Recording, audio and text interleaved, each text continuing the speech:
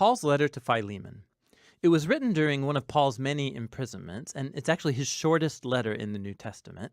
But don't let its size trick you. It's actually one of the most explosive things that Paul ever wrote. Here's the backstory that we can piece together from details within the letter. Philemon was a well-to-do Roman citizen from Colossae, who likely met Paul during his mission in Ephesus, and he became a follower of Jesus. Then later, when Paul's co-worker Epaphras started a Jesus community in Colossae, Philemon became a leader of a church that met in his house. Now, Philemon, like all household patriarchs in the Roman world, owned slaves, one of whom was named Onesimus. And at some point, these two had a serious conflict. Onesimus wronged Philemon in some way. Maybe it was theft, or maybe he cheated him. We don't exactly know. But afterwards, Onesimus ran away. Eventually, Onesimus came to Paul in prison, likely to appeal for help. And in the process, he became a follower of Jesus and then a beloved assistant of Paul. And so Paul finds himself in a very difficult and delicate situation as he writes this letter. He's going to ask Philemon not just to forgive Onesimus and receive him back, but to embrace him as a brother in the Messiah and no longer as a slave. Here's how he does it. Paul opens with a prayer, first praising Philemon and thanking God for the love and faithfulness he's shown to Jesus, to his people.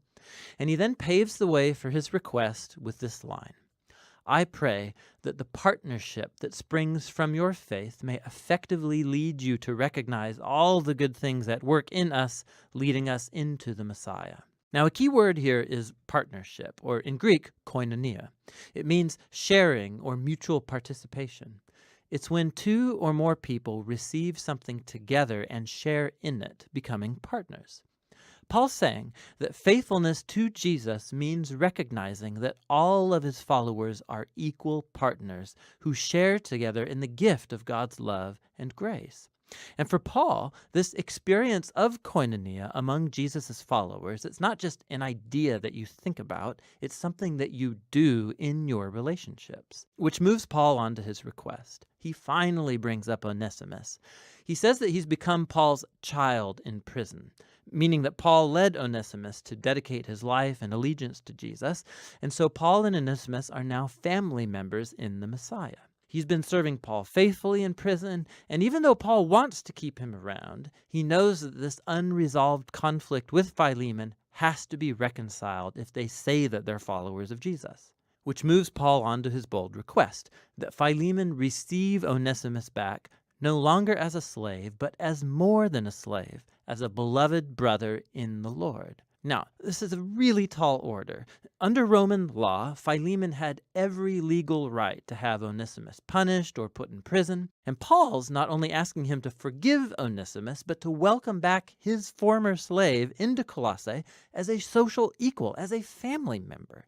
This is way more than kindness. This is unheard of. It's freeing a slave and then treating them like a family member. It upsets the status quo of the Roman social order.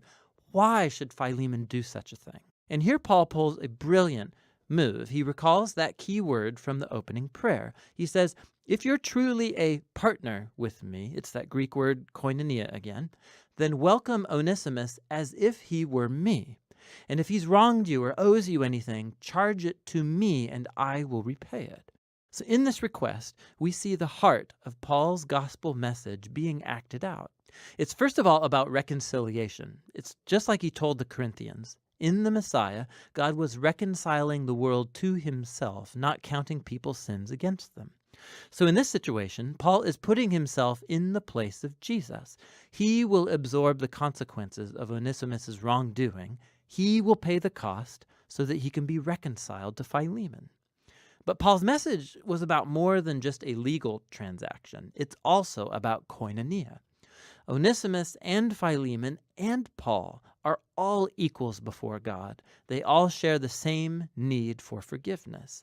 And so the ground is level before the cross, which means that Philemon and Onesimus can no longer relate to each other as master and slave. They're family members. They're brothers in the Messiah. Or as Paul told Philemon and the whole church of Colossae, in God's new family, people are not Greek or Jewish or circumcised or uncircumcised or foreigners or uncivilized or slave or free. but the Messiah is all and is in all people. Paul closes the letter stating his confidence that Philemon will do even more than Paul's requested, and he asks him to prepare a guest room because he wants to visit as soon as he gets out of prison. And then with some final greetings, Paul ends the letter. Paul's letter to Philemon is powerful for many reasons. It's the only letter where Paul doesn't explicitly mention Jesus' death or resurrection, and this is not an oversight. He doesn't need to explain the cross with words because he's demonstrating it through his actions.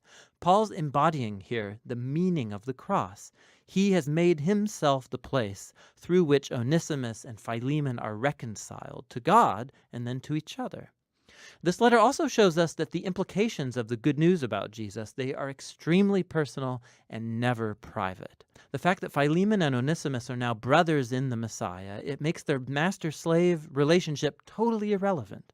The family of Jesus' people is the place where all are equal recipients of God's grace. It's a new kind of society, or a new humanity, as he called it in the letter to the Colossians, where people's value and social status, it's not defined by race or gender or social or economic class. In the Messiah, there are simply new humans who are equal partners, who share together in God's healing mercy through Jesus. And that's what Paul's letter to Philemon is all about.